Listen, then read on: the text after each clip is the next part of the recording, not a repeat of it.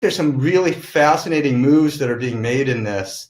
One would be like just the whole bodily aspect, because Kaepernick is known for, and people like, especially fans, pick up these kinds of, ways of referencing or relating to him.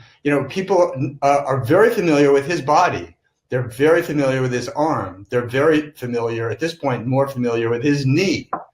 And so, and of course, people are very familiar with his hair and the afro, which really also codes for politics and, to some extent also militancy. And now he's just a face. Yeah. And isn't it interesting the way that face is put in relationship to us, the viewers? So he's meeting our gaze.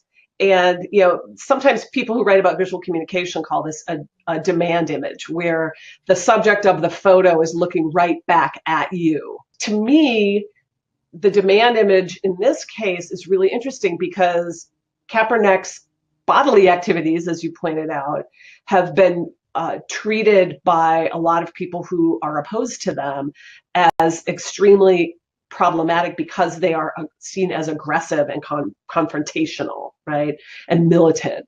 And the gaze that we have here, even though it's this very straight up demand image, is a kind of a softer gaze, a more serene gaze. It's a gaze that's asking for us to kind of meet on the same plane. When you start to think about how whole this is, and then you start to think of derivatives of that, wholesomeness and holistic, but you've got the face is round, the eyes are round, the Fu Manchu is round. So you've got this like layering of concentric circles that, literally take the edge off of them. That shape has a lot of power to it.